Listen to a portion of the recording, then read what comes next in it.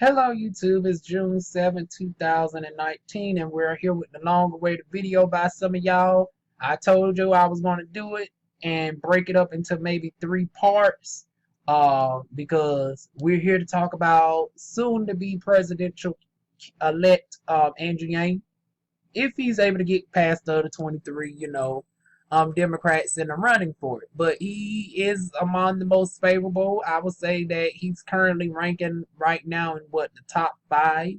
So that's pretty accomplishable out of 23, especially considering that he's a person that doesn't have any former experience within Parliament. He hasn't been a senator nor a House of Representatives. He's not a judge or a lawyer or anything of that sort. So for him to be a tech person that is, in the high running and very favorable to become the potential president is admirable within itself and could be the first Asian American to be in office. But here is his platform. Now y'all know the first time we did a video on him, we was focused on the UBI bill, which was so extensive I thought that was his only platform. But he got 3 major this is his 3 biggest policies: human-centered capitalism, Medicare for all, and universal basic income. We already went over this one.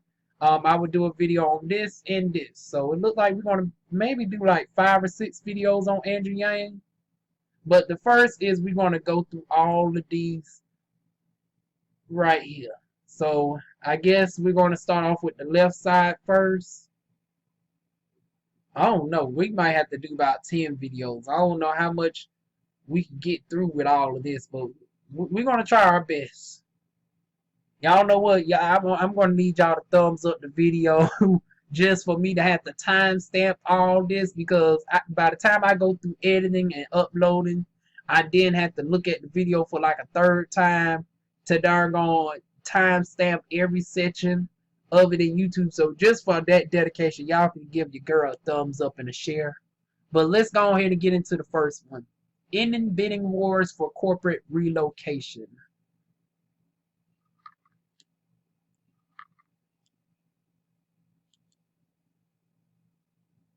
Okay, the recent circus surrounding Amazon HQ2 project should highlight how damaging the practice of allowing localities to bid for investment from corporations can be to our country, and how important it is for us to find a solution to this problem. You can't blame the corporation for trying to save money, and you can't blame the localities for trying to attract investment and new jobs, because no one has an incentive to stop this practice. It continues unabated. However, it amounts to up to $90 billion a year of tax breaks and cash grants. Since states and other localities can't run a deficit or print money, these societies amount to money that could otherwise go to schools, road repair, and other important functions, all which are very true. These incentives are meant to steal jobs and investments from other states, not from offshoring, or to entice businesses to expand when they otherwise wouldn't. There is also evidence that corporations start with an idea of where they want to move and then use a public bidding war to get tax breaks from those locations. Considering Amazon's business, DC and New York were likely locations for headquarters too, even before they received 238 proposals from cities across the country. The form of corporate welfare needs to stop, and only the federal government has an incentive to do so. We must end it by considering any financial benefits provided to a company to entice local investments or relocation to be special income tax is taxed at 100%. General investments by a locality to be more business friendly is fine, but no more bribing companies to do something they were already planning to do. The only ones who win are the companies. So pretty much in a nutshell, all of this paragraph just to say that we need to get cracking down on corporations who take advantage of tax breaks in this and disadvantage small businesses who cannot compete. Mom and pop shops are always going down due to these corporations that come in town based off the largest bid for jobs, that pay, sometimes a decent wage. I will give Amazon that they do pay $15 an hour, and some wages higher, especially in areas where it definitely needs it. However, they are not paying their fair share of taxes. And when we're talking about a company that is worth to the tune of, I think it's like the fifth, richest company in America, is worth well over $500 billion. Yet you're telling me that you are not paying anything in taxes?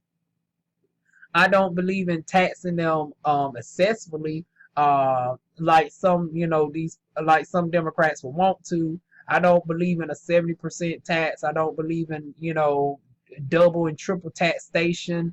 However, I do believe that there should be a tax. I'm more with Senator Elizabeth Warren on this, that there should be a 2% tax on anybody making over $50 million, and that 2%, she has pointed out, is more than enough money where you can fund, universal pre-K and daycare expenses.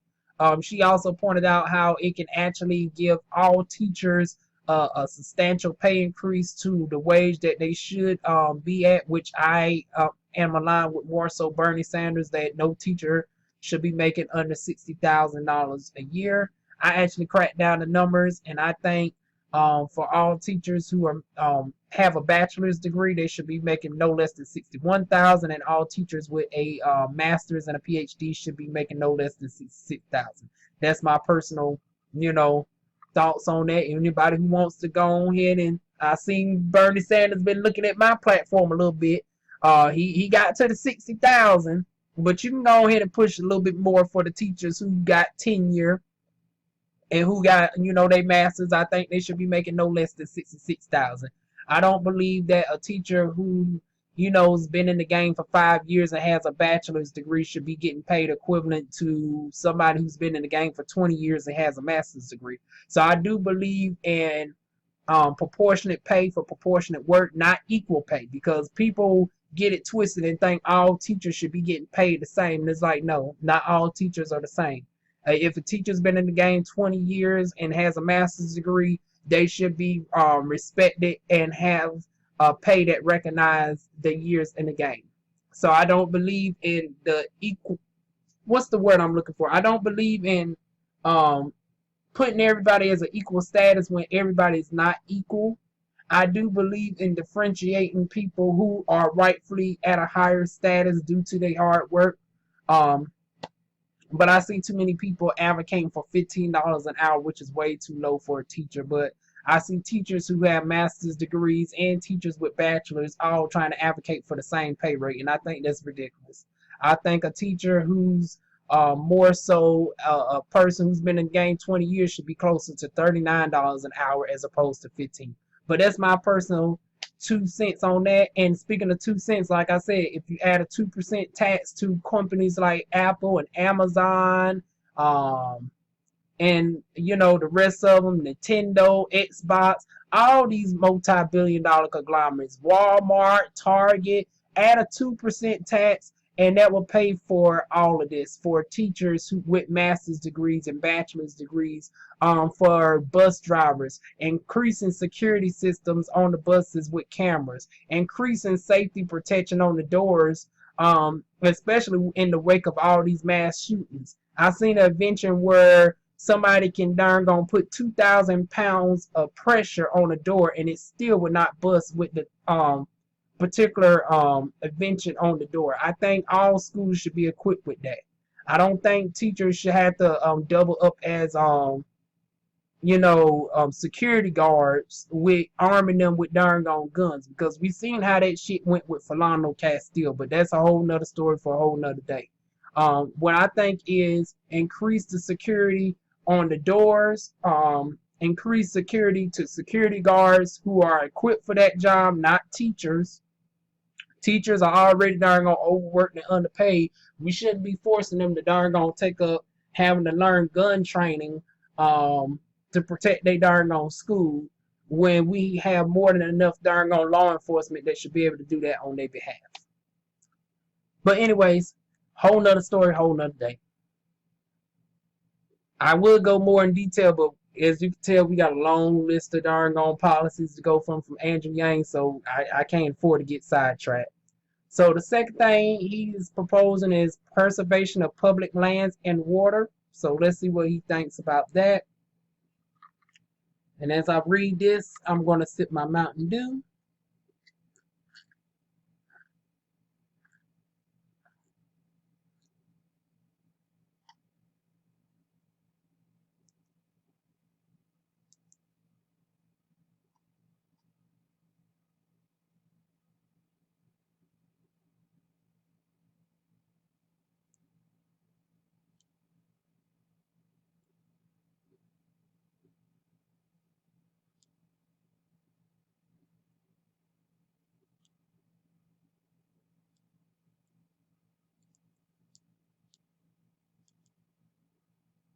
Creation and protection of public land has historically been a bipartisan ideal. In recent years, some industry groups have used financial and political power to influence elected officials against the greater public interest.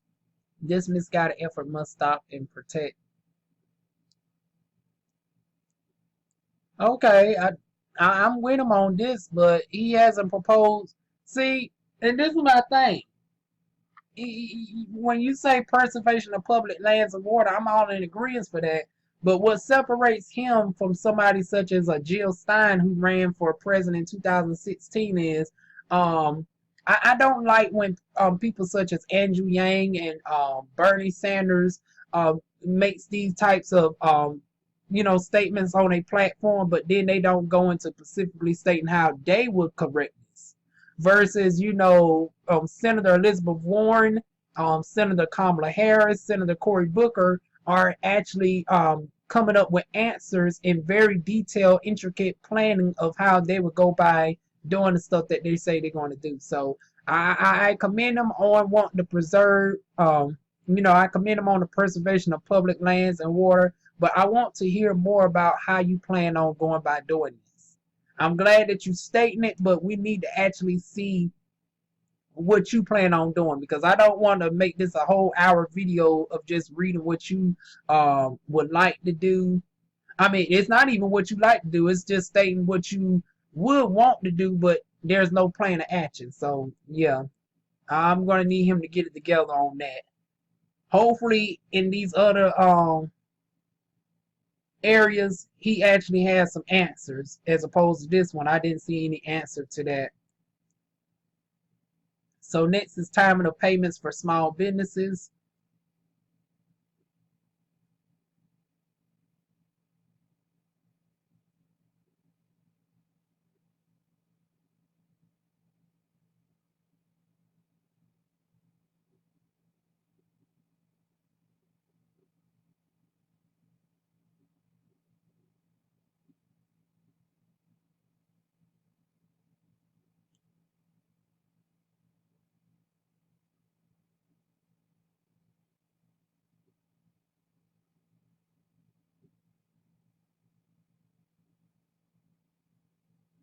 And once again, I agree with him, but he's not mentioning how he would go by, punishing these corporations, because they're not doing anything illegal by having, lawyers and stuff on retainer. I mean, if you had to the tune of billions of dollars um, at your disposal, you best to have the darn on best lawyers that can hold up, lawsuits and litigation for years.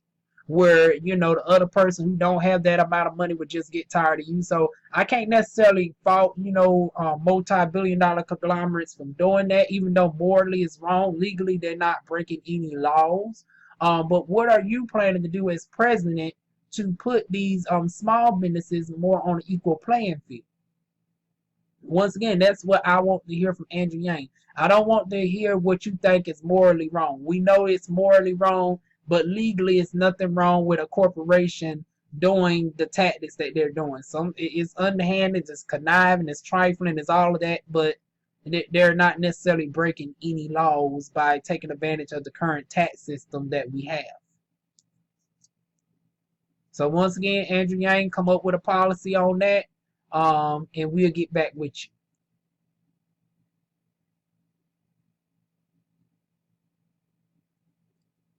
So data as a property right. Hell, the way that we're going, we might get through this faster than I thought. And because it looks like you don't have no answers for none of these stuff, maybe we'll strike some luck later on down the line. But for right now, let's get into data as a property right.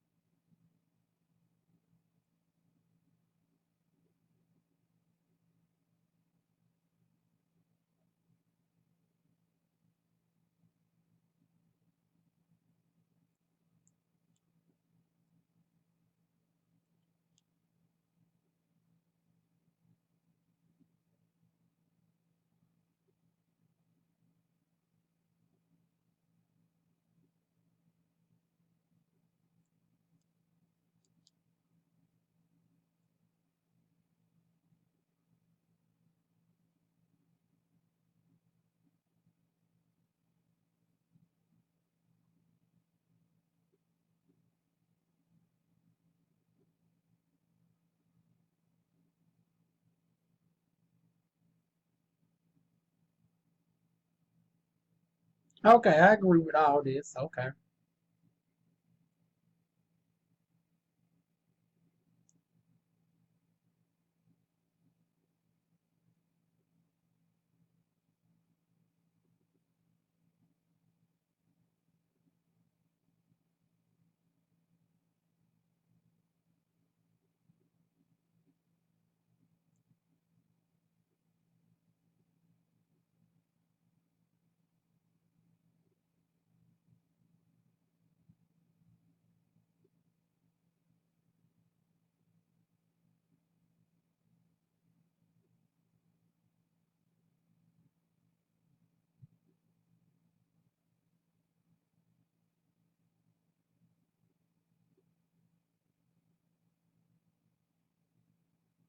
Okay, I agree with 90% of this statement.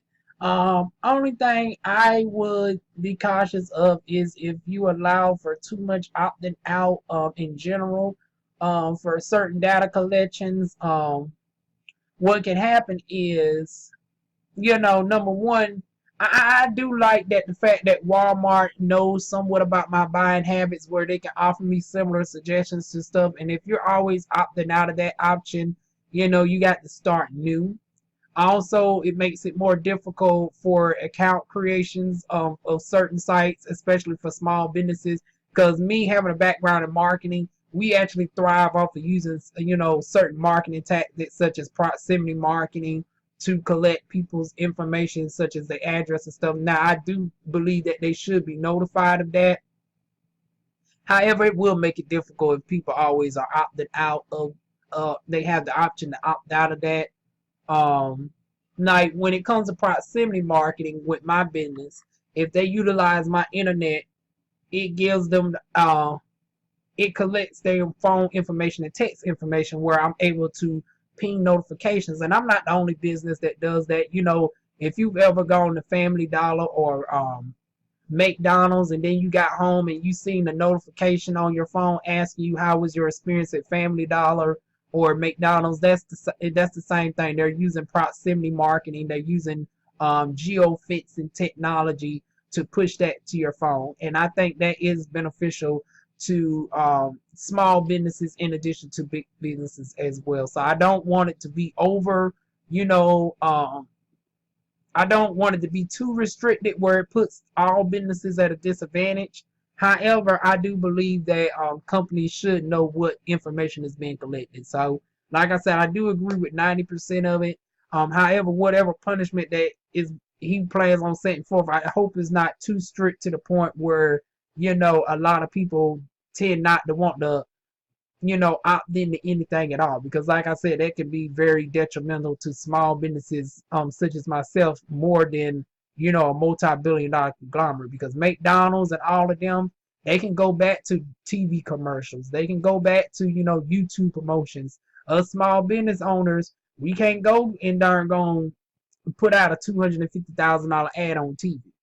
So I don't want it to be overly restricted. So whatever he plans on doing, I hopefully he keeps that in mind, that it is not to the detriment of small business owners such as myself. But anyways, on to the next. On to the next. On to the next. Reduce wildfires. And I'd like to see how he's gonna go by doing this one, honey. Cause honey, you so much as darn gonna light a match in the air, a wildfire might start up in California. In California, California. So let's see what he plans on doing about these wildfires, though, for y'all West Coast folks out here. The last 4 years have been the four hottest on record based on the current emission levels. That trend is likely to continue. The extended summer season, coupled with the hotter temperatures, is causing the premature deaths of millions of trees and leaving our forests drier, making them more susceptible to mega fires.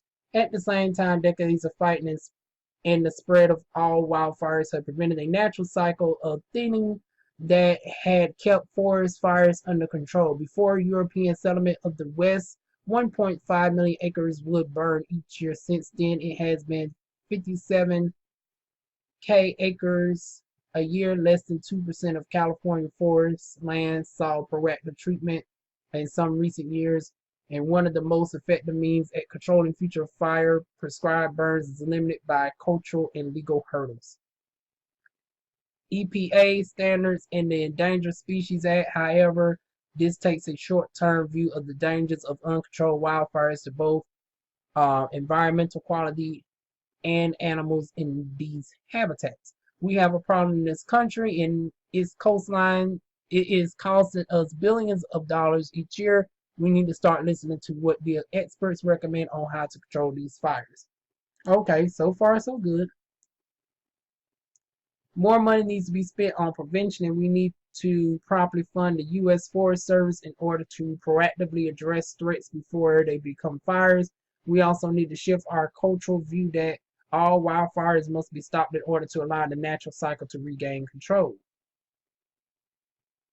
These natural fires also need to be supplemented with prescribed burns, which stay limited to other defined areas 99% of the time. The EPA must take a long-term view towards the dangers of megafires versus prescribed fires when analyzing the environmental impact of controlled burns. Finally, we need to align the incentives of state developers and homeowners to account for the dangers of megafires. The cost of fighting fires in these areas fall on the federal government, with the benefits of the development occurring locally, either through changes to federal standards, changes to mortgage interest deductions for housing built in high-risk areas, or the implementation of a federal fire insurance program. The risk has to be priced into the cost of developing and living in these areas. I agree with that 100%. It's like, if you're foolish enough to be in California and put your mansion in an area that has a high susceptibility to darn on wildfire, and your ass don't have any insurance, your ass is putting darn on firefighters in danger. I think all of that definitely needs to be addressed. Because like I said, you're at this point, we know California is literally like the darn on living hell of darn on of the nation. It's like, honey, I was looking at the commercial. I mean, not the commercial. I was looking at the news, and I was seeing people literally driving out of California, and everything was literally in flames. People's tires were melting as they was going down the road. I was like, if this ain't darn on literally the definition of hell on earth. Okay, refocus. If this ain't literally the definition of hell on earth, people literally surrounded by fire as they trying to escape from it. The darn on sky is pitch black with darn on smoke. It's like, if you're purposely putting yourself in that situation, all of that needs to be addressed. There needs to be restrictions on areas where people can put up these darn on mansions. There needs to be more investment in the what's the thing called, in the chemicals that are used the spray down to take out the fires in situations where the fire might spread into local areas outside of those areas that are known for catching on fire. So I do believe that we should allocate funds towards that as well. And for people who are bold enough to put their mansions and stuff in those areas, honey, you need to also have your own escape plan. I think you should have a car that's equipped with technology that can sustain those fires. In addition to making sure you have your fire hydrants equipped in your car, just in case the worst case scenario happens. If your tires are starting to burn out, you can shoot it with the fire extinguisher. Make sure your house is surrounded by a well integrated water system, a sprinkler. That way it can help ward off the fire towards your house, and that might save your, house or mansion from being burnt down. I think all of this should be implemented in those areas where every house should be equipped with a sprinkler system, some sort of chemical system where it can shoot out above the roofs of the houses to prevent the roofs from also catching on fire as well. Because not in addition to the ground, the wildfires also catch up in the air and can get onto the roof. So you need to have your mansion equipped with technology to shoot out that the foam on top of your roofs as well. And that will also reduce the amount of damage that are to the houses in that area, thus reducing the government aid that has to come out as a result towards houses built in that area as a result. So those are all my thoughts on that. Increase the insurance policies on those houses, increase the technology on those houses as far as the water systems and the chemicals to take down the water and all of that good stuff. So those are my thoughts on that. Now on to the next policy. Control the cost of prescription drugs. Okay, now we on to the control the cost of prescription drugs. Okay, a good short paragraph. Okay. Oh Lord, I don't know if that's a good thing or a bad thing. Is he getting straight to the point, or is he more laissez-faire on this topic? We want to see. Prescription drugs in the country cause too much. Individual drug change prices at the whim of those running pharmaceutical companies. Patent trolls can drive the prices of certain medications up while providing no value themselves to the U.S. healthcare system. And while drug companies complain constantly about the high cost of research, they seem to overlook that almost all FDA-approved drugs over the past several years relied on research funded by the NIH. They also overlook the record high profiles they've been experiencing in recent years. It's making it impossible for Americans who need drugs to afford their treatment. Many are choosing between their medicine and food or shelter. We need to put pressure on the companies to get their prices under control and more in line with the rest of the world. Okay, this is what I was afraid of. He was more so laissez-faire on this subject compared to people such as Elizabeth Warren, Senator Kamala Harris, and Senator Cory Booker, who have all expressed more details in their platforms on how they would address the pharmaceutical industry. I think also Senator Bernie Sanders has also gone in detail on how he would address tackling the pharmaceutical industry. So once again, it's good that he is talking about controlling the cost of prescription drugs, but going up against people such as the ones that I just mentioned, you need to come up with your own laid out plan of what you plan on doing that differentiates you from the competition, because you're one of 24 people running for president. And you just saying that this is what you plan on doing is not going to cut it. This is the time where you need to be going into details of what you plan on doing that makes you more qualified than President-elect Bernie Sanders or President-elect Kamala Harris or President-elect Cory Booker, because all of them are looking more favorable for that position than you right now. I can't even put you in a potential president-elect status if you just plan on making statements like this. Like, what is the cap number that you're gonna put towards insulin? Some people are paying as much as $1,400 for insulin. Now I think, let me see, it was one state that actually restricted the cost recently to, I want to say $700. I want to believe. I think there should be a nationwide policy set in place for certain medications, like especially since we're dealing with the with us being the most obese people in the world. So when it comes to like diabetic medications, I don't think you should be punishing people who are type 2 diabetics or type 1s. There should be a cap on what can be the cost of certain medications, such as for insulin and all of that. I think personally nobody should be spending no more than $100 for insulin.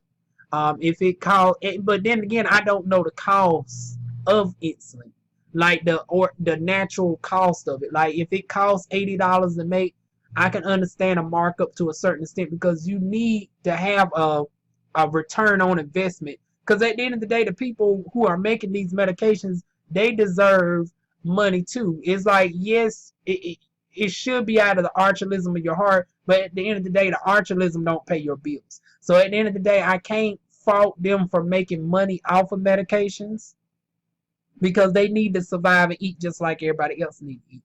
But I don't think it should be to the point where it's over 1,000 times the price of what it costs for you to make. Like if it only costs like $3 to make insulin, I don't think it should be darn free reign to charge as much as darn $2,000 for it. So we need to have some research done on what is the actual cost for certain medications such as oxycodone. Now I know that a whole script of oxycodone and can cost as little as 3 cents under certain insurance plans. But insulin and all of that, we need to know the root darn cost. That way we can set these price caps accordingly. Like without insurance, what is the average wholesale cost of these medications? And then we need to put a price gap up to where you cannot charge no more than, I would say, 25 times the value of that said medication. So if it only costs you $3 to make the medication, the most that you are able to charge is $75 for the medication.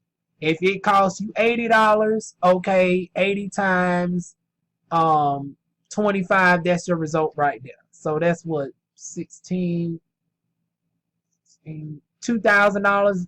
So $2,000 is the cap on a medication that costs $80 to make. I understand that there needs to be a profit margin, right? A profit margin right there. That way, it also gives you enough money to make more medications and to innovate it over time, and also to make generic versions of it. Because some of the people who make the primary versions of the medication, they also have ownership in certain generic medications as well. So I do believe that they should be able to make a significant profit, but there do need to be some price gap on it. There needs to be some regulation on it. And you, Andrew Yang, you just being laissez-faire on the topic, that is not going to get you in the top 3 running in 2020. You might not even make the top 10 if you keep it up like this, because this is what the 4th darn bullet point that I read from you. And we're just seeing stuff like this, and this is really irritating me. Like I was darn so excited to darn go through this. I just knew I was going to spend an hour digesting information, and instead I'm trying to pull information out of the darn thing as opposed to reading it. I'm trying to guess what you're trying to do as opposed to knowing what you're trying to do. And I shouldn't be doing that.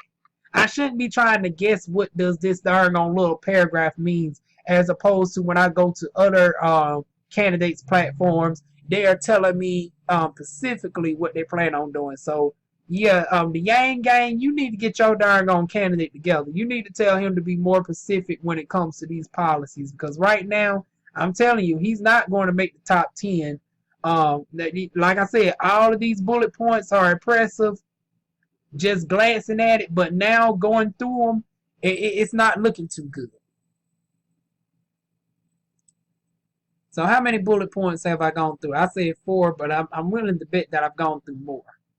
1, 2, 3, 4, 5. We've gone through 6 bullet points within a half hour, and I feel like we ain't really gotten nowhere. But on to bullet point number 7.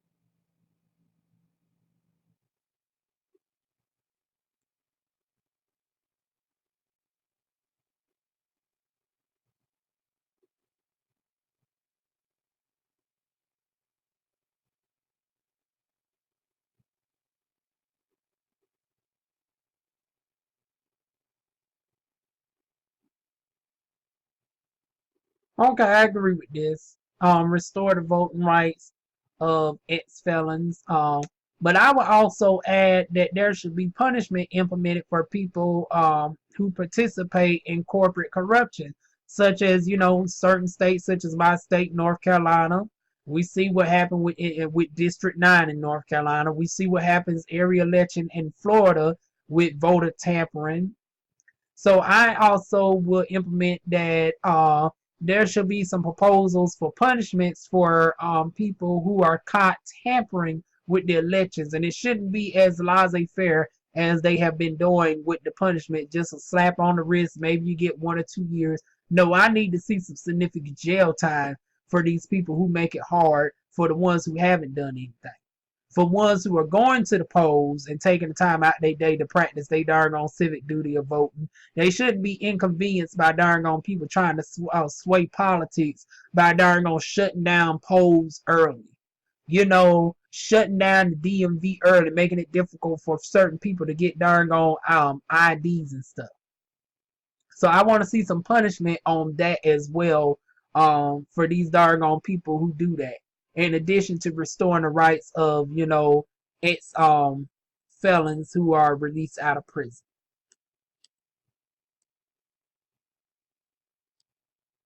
So crypto, digital assets, regulation, and consumer protection. I don't know how I'm going to feel about this one, honey. Cryptocurrencies and digital assets have quickly grown to represent a large amount of value in economic activity. This quick growth, however, has outstripped the government's response. A national framework for regulating these assets has failed to emerge, with several federal agencies claiming conflicting jurisdictions. At the same time, states have come up with a patchwork of varying regulations that make it difficult for the U.S. cryptocurrency markets to compete with those in other jurisdictions, especially China and Europe. Currently, different departments of the federal governments consider digital assets as property, commodities, or securities. Some states have um,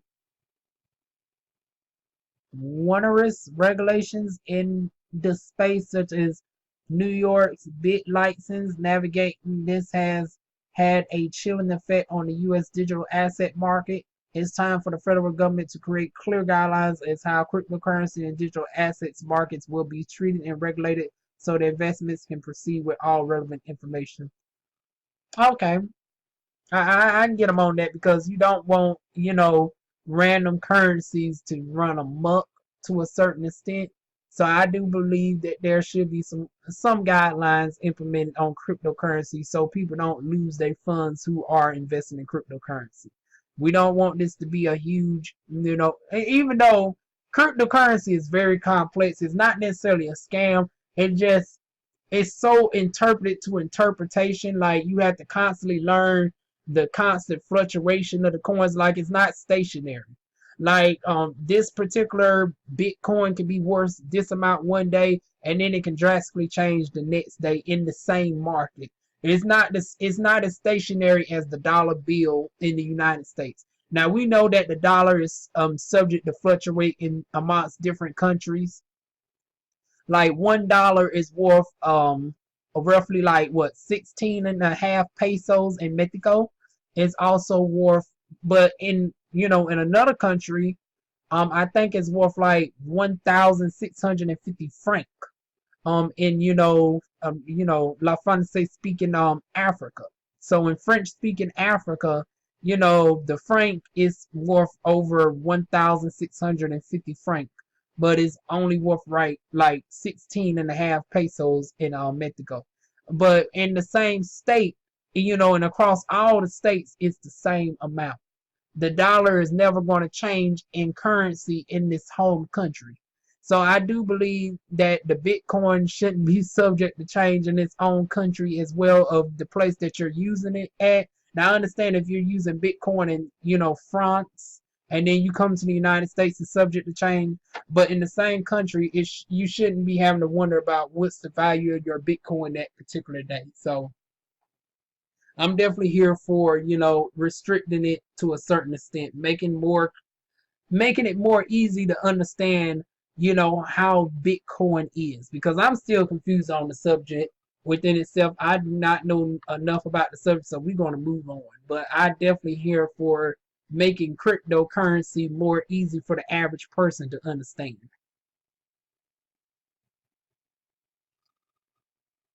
Give me some more to drink, and then we're gonna go to proportional selections of electors.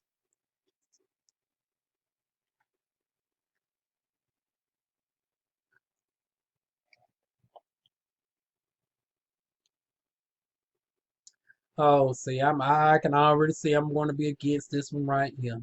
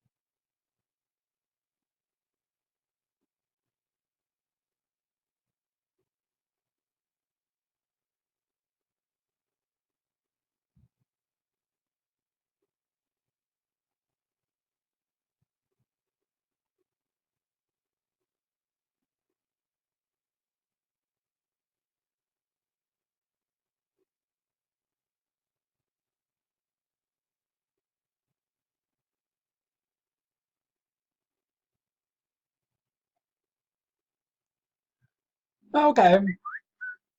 Surprisingly, I have mixed reviews on this one. As far as the Electoral College, I understand back in the day that it was used to determine that certain states wouldn't be more popular than others. But here's why I disagree. Because, like I said, you're assuming that everybody in that state thinks the same way, and they don't. Not everybody in California is liberal, and not everybody in Texas is conservative. If you leave it up to individualized votes, I think it will encourage people to have to go out to all states because they would need to get as many raw numbers as possible. And since everybody do not think alike, you cannot just assume, oh well, if I just go to Texas, in certain conservative states, I would be good. No, if the Republicans need a certain amount of quote unquote liberal like states, and vice versa. Because as a president, you need to be bipartisan. You need to be able to speak out to all people and not just people within your select base. So I'm tired of, both Democrats and Republicans going to their typical states and, the red and blues. And I think actually eliminating the Electoral College will actually benefit from that. Because then you can't go based off of the simple majority of that state. Like, yeah, you might win the majority of voters in the state of Texas, but there's enough people in Texas that might be Democrat where it will help you win the overall votes based off of raw numbers, if that makes sense. Because the way that the Electoral College is currently set up, It's like if you win 51% of the vote in the state of Texas, it's not split proportionally. So you basically win all of that electorals in the state of Texas, even though 49% of the people might have voted Democrat. And vice versa. In California, I don't think it's proportionate either. I think whoever wins the majority in California, you get all of those electoral college votes for the most part. So instead of doing that, where you are basically annoying the rest of the voices who is and when it came to California, matter of fact, while we own California, California was split between Hillary Clinton and Bernie Sanders. I think it was like dead on 50-50. So it's like Democrats ultimately won California, but Republicans lost a lot of their voice in California, and I don't think that's fair. So to make it more fair on both sides, you should allow for the actual people's numbers to be considered individual, especially in a day and age where we can count all those numbers as opposed to back then where we didn't have technology to do so. So if you base it off the raw numbers of the actual people voting as opposed to a electoral process, um, everybody's voice is truly heard. And then you can still have it set up as far as, oh, okay, this is how we're going to do as far as delegating, senators and House of Representatives and all of that. You can still have it structured where it's proportional for people to have this many seats in the other cabinets within Parliament. But when it comes to the presidency, when it comes to voting for the president, it should be based solely off of the popular voting system, especially during a day and age where we can now go and count the numbers up individually. You don't need to worry about certain states based off a majority, because in this day and age, if you base it off of the popular vote, you wouldn't have to worry about the majority. Because, like I said, if you win 51% of the vote in the state of Texas, that 49% in the state of Texas who voted the opposite, along with certain other states, still balance it out. So stop the darn stereotype that, oh, well, Democrats will win because a majority of people are in California and darn New York. No, that's a fallacy. The majority of people in the whole United States do not solely rely in California and darn New York. So cut the bullshit out. So on to the next subject, y'all. But yeah, that's a whole video within itself.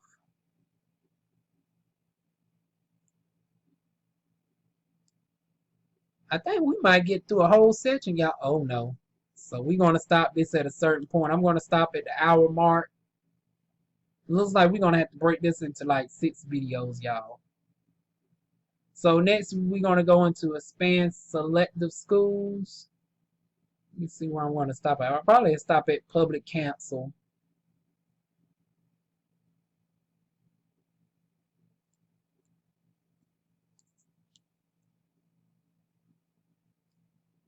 Ooh, okay, he got quite a bit on that one, y'all.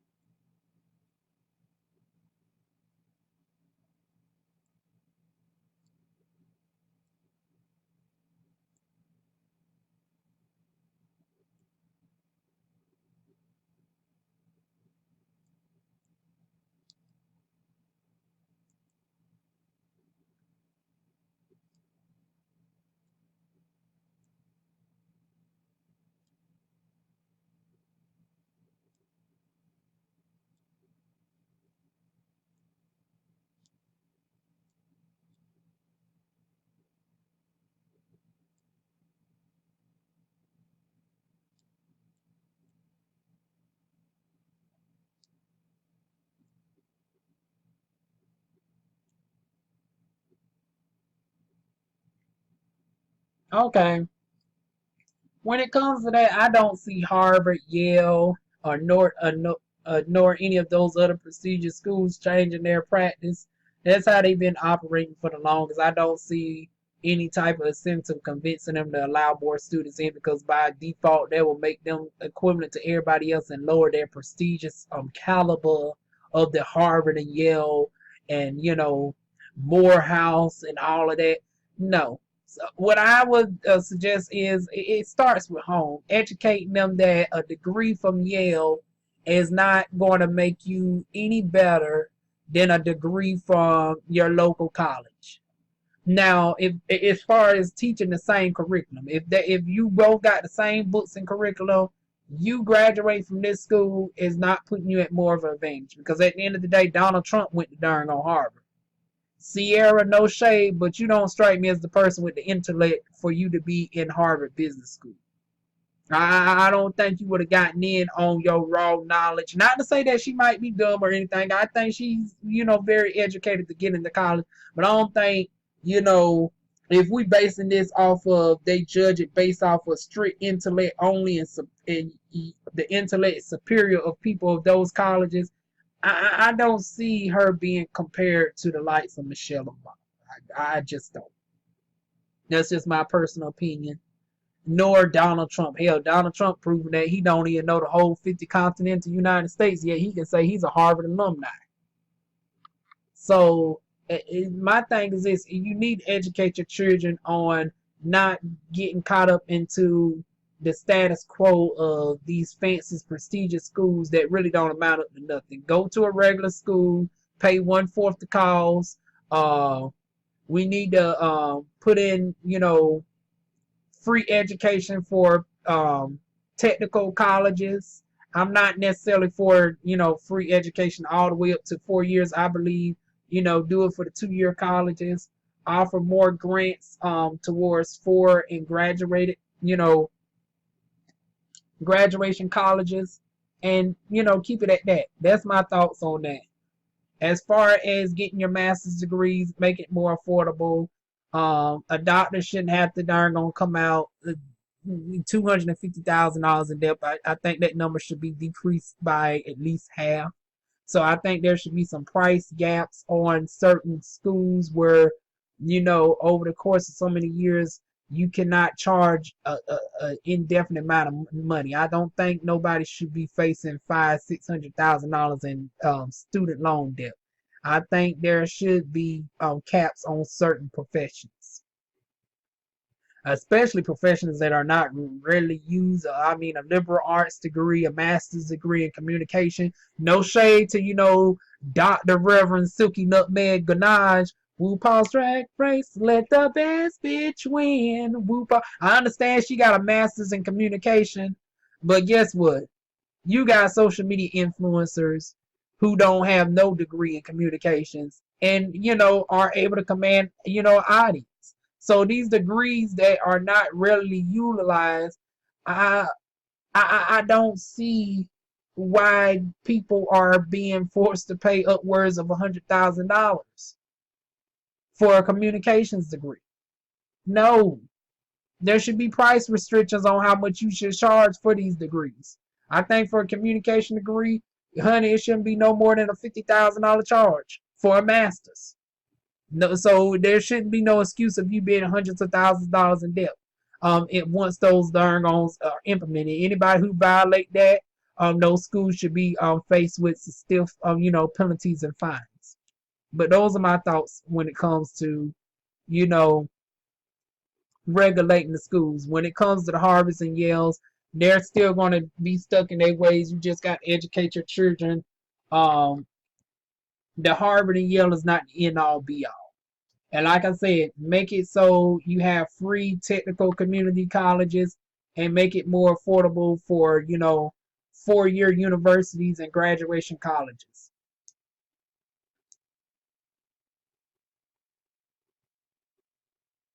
Graduate school, that's what I was thinking of. I'm talking about graduation colleges. But yeah, graduate school, make it more affordable. I don't think, like I said, I don't think a doctor should be paying upwards of $500,000 in student loan debt. I think The price gap on that should be no more than like $200,000.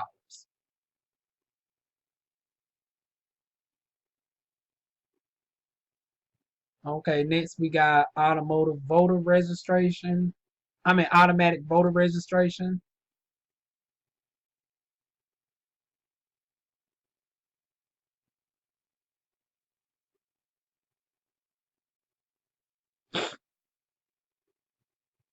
I do agree with this.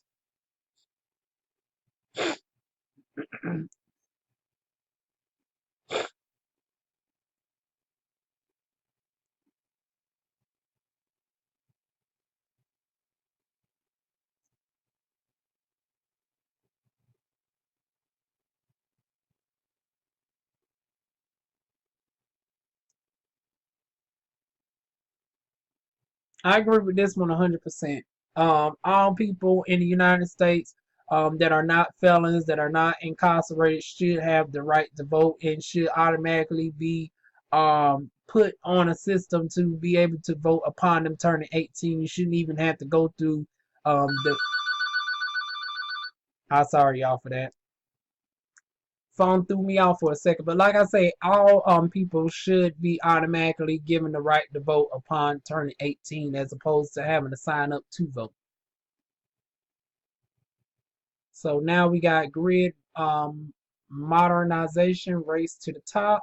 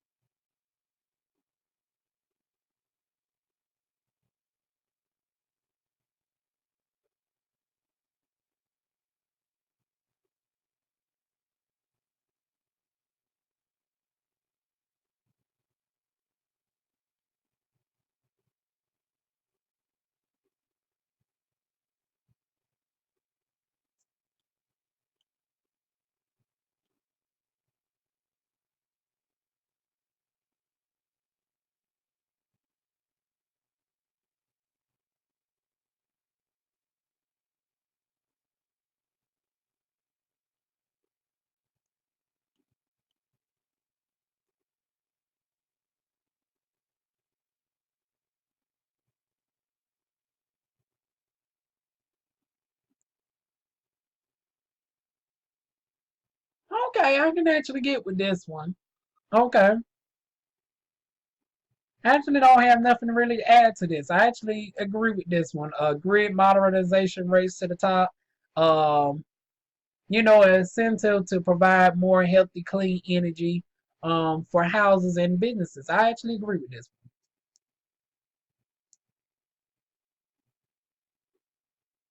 Next is head of culture and ceremony.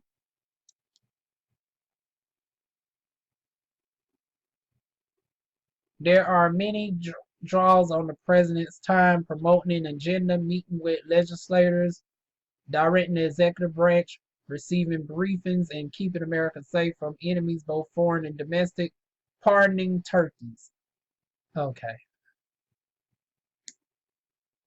I mean, I don't think a turkey should be pardoned or anything anyway, but that's just so random to put in there. Okay, but okay, that's just threw me off right there for a second. But one of those things doesn't seem to fit on the list.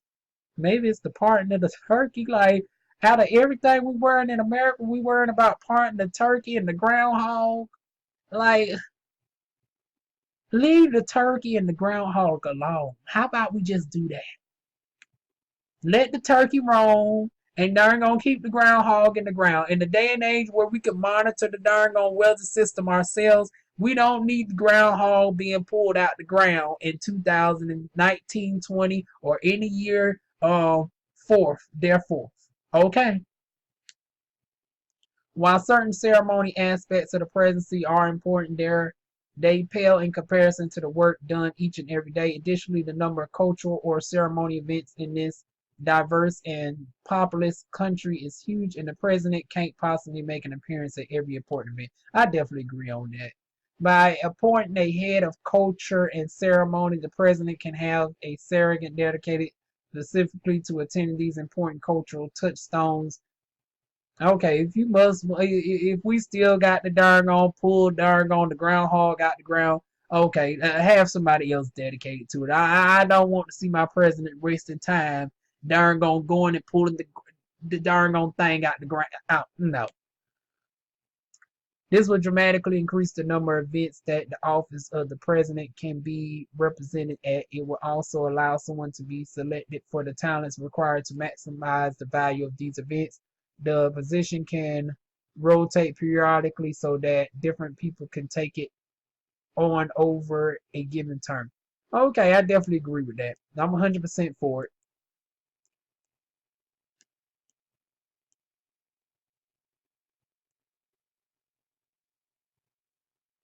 Next is we got make Washington D.C. a.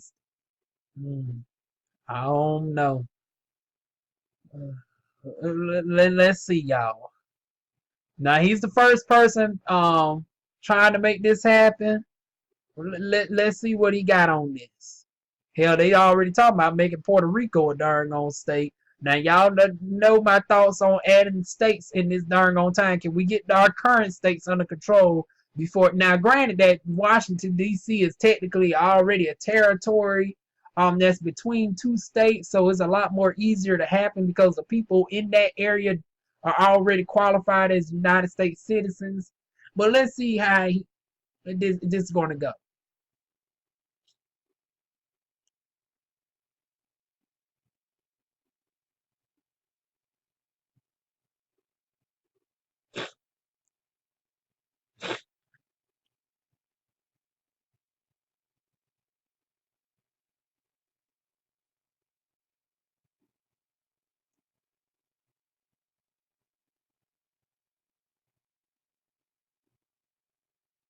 Okay, but my thing is this: people in Washington D.C. are considered state. It's not like Puerto Rico. Puerto Ricans are considered a part of United States territory, but they're not, full United States citizens. Versus anybody who's born in Washington D.C. are actually considered either a person of Virginia or Maryland because it's right dead slap in the middle.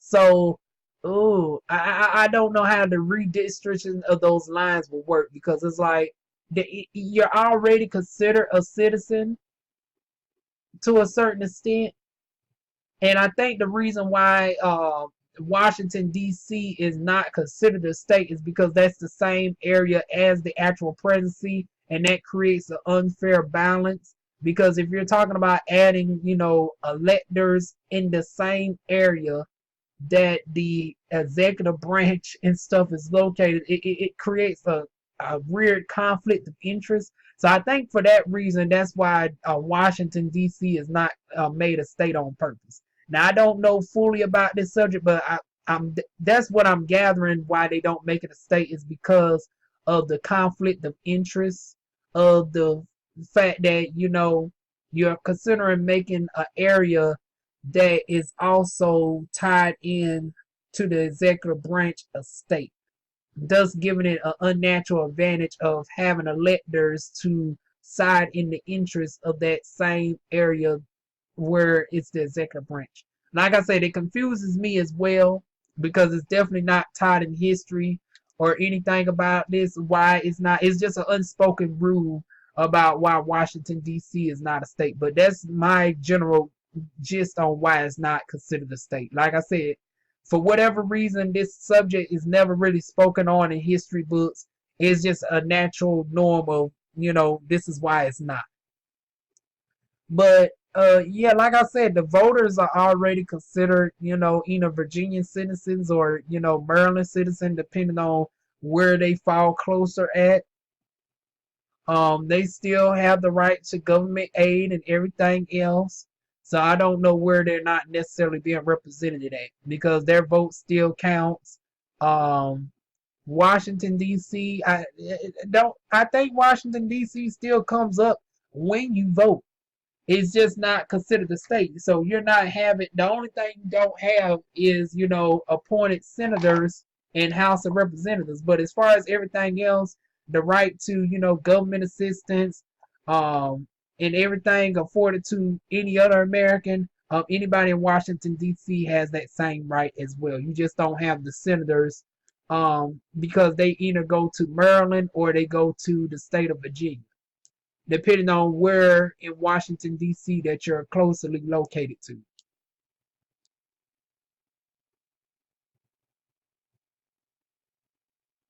In partisan gerrymandering,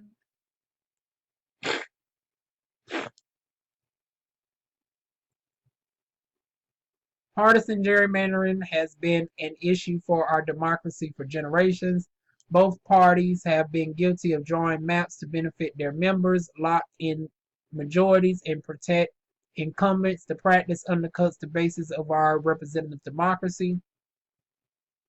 We need to get control of our democracy back in the hands of the people.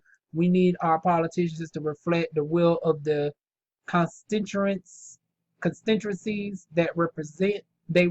If we don't remove the politics from the drawing of district maps for voting purposes, we continue to have representative bodies that don't reflect the populations they're representing and promoting an agenda that is reflective of smaller and smaller proportions of the population. Okay, I can get with that. I definitely do, but I want to know how he plans on going by doing this once again, because it's good to say this, but once again, it gets more complicated on describing how you plan on going by, ending partisan gerrymandering, because it's not as easy as a darn on statement. And especially since you have to go through the Senate and the House to get some of these darn on policies done. So it's the same people that you plan on darn on trying to forbid from doing the partisan that you have to go to for them to approve this that same darn on thing. That's what makes it complicated.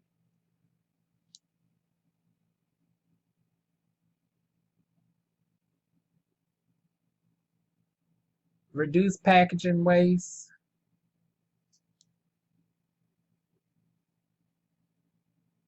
Packaging waste has hit epidemic proportions in the country. It's not rare to see individual oranges wrapped in plastic containers at local food stores. Plastic waste is growing by around 4% per year, while recycling rates are decreasing. We used to ship excess plastic to China, which itself isn't a great solution, but they've recently banned the importing of plastic waste.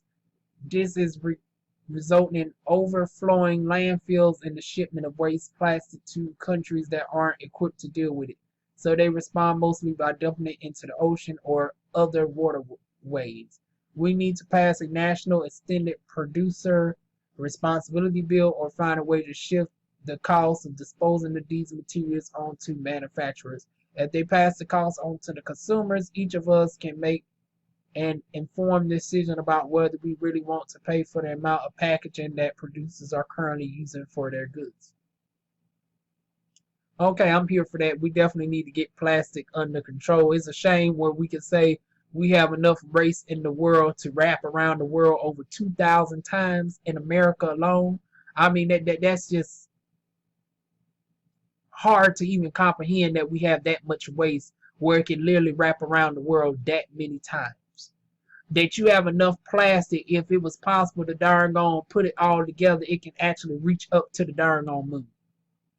So yeah, we definitely need to get that under control and come up with some sort of technology where it could be equivalent to plastic but more biodegradable. Like we need to come up with plastic like substance that's able to be decomposed back into the earth.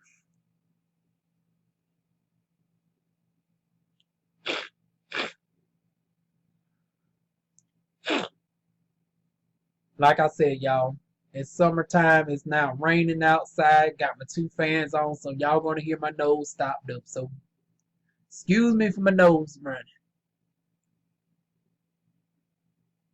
public councils of advisors.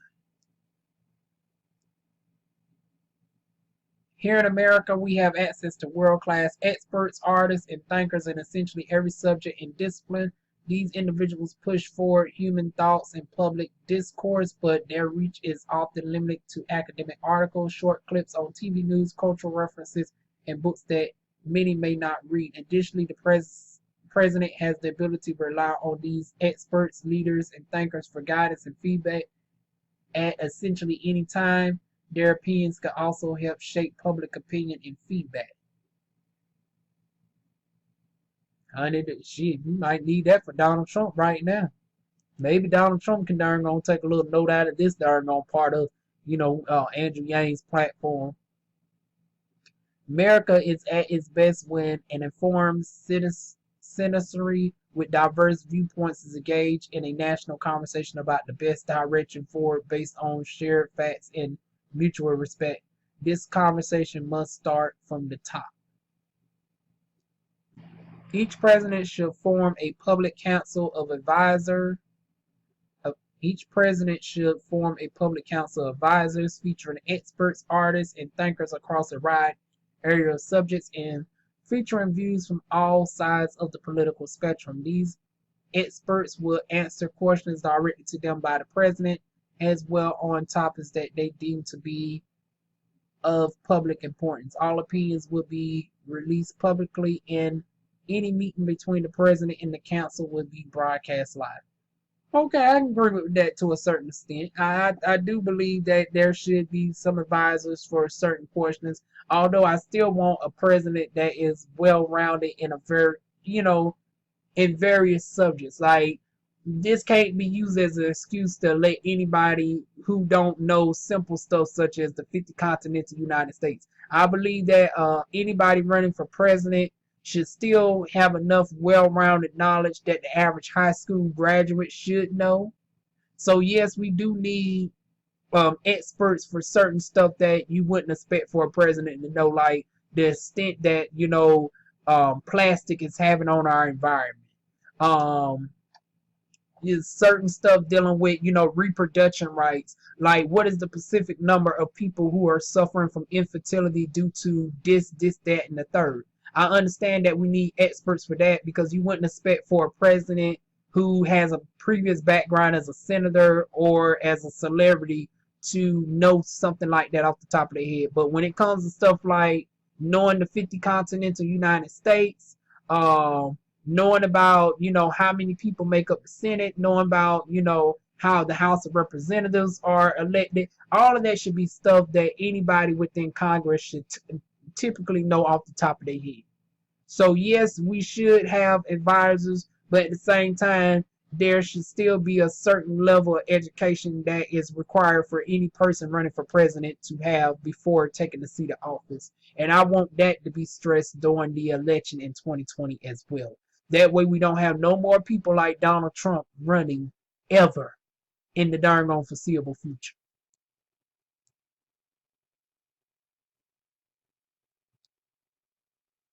Okay, and the last one, and I'm going to save this one for, because I actually took a peek at this before I started this video, and honey, that this literally don't make no sense of this darn part of his platform. But anyways, I'm going to spend maybe a good 10-15 minutes at the beginning of the next video on this one. So y'all like, comment, share, and subscribe to stay tuned for this one. And let's see how many points are we going to do in part 2. So part 2, oh Lord. So 1, 2, 3, 4, 5, 6, 7, 8, 9, 10, 11, 12, 13, 14. Oh, can I do all that? 15, 16, 17. Okay, so we're going to break that into another 2 videos. Oh my goodness, we're going to have to do 3 videos just for one slide. How many we've done thus far on just this one? I'm now summarizing every one that we done went through. So 1, 2, 3, 4, 5, 6, 7, 8, 9, 10, 11,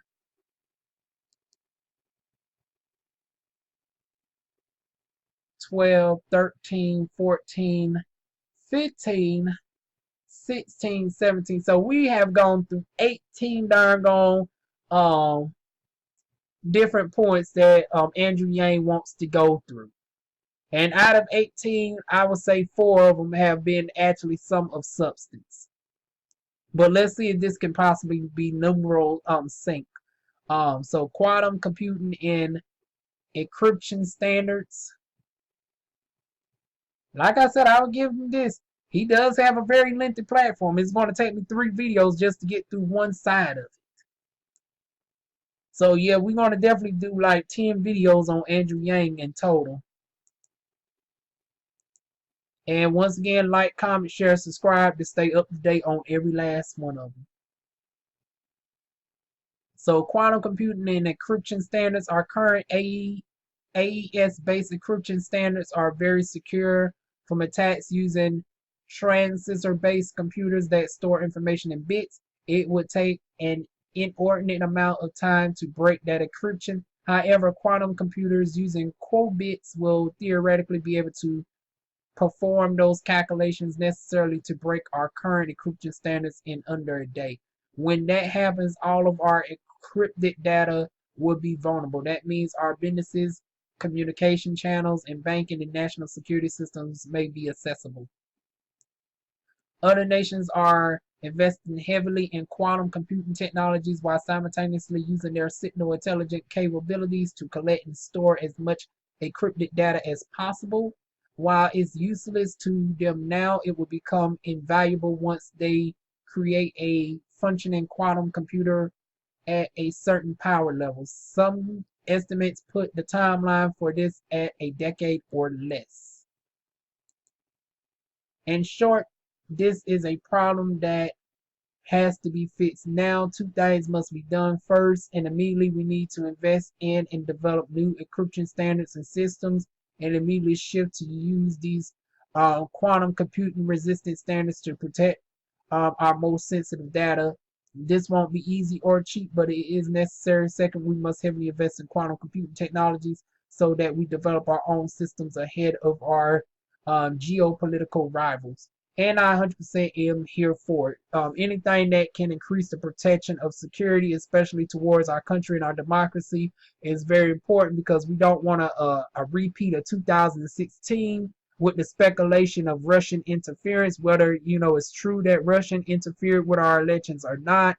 To prevent that from even being a possibility, this seems like this will be an excellent way to overcome that, so we don't even have to have a discussion of that in the upcoming elections for 2024, 2028, 2032, and etc. And that ends the video, y'all. So we done went through over 18 darn on points in general. Whew. There's a summary of all of that. Like I said, y'all leave y'all thoughts on all of this down below. Like, comment, share, subscribe. If y'all disagree with me on any of this, don't feel free to not comment. Like I said, not all of us is going to agree on certain stuff, and I actually welcome differences of opinions. As long as you're not cussing me out, we're good. And even the ones who cuss me out, I still don't block your comments. Now you might get some of this darn on clap back. Now, so don't be darn gonna put off guard if you see me darn gonna clap back on you in the comment section if you cuss me out. But you're able to even go as far as to express some disdain as long as it's professional. So leave it down below. Like I said, share, and I'll see y'all soon with more videos. Mwah.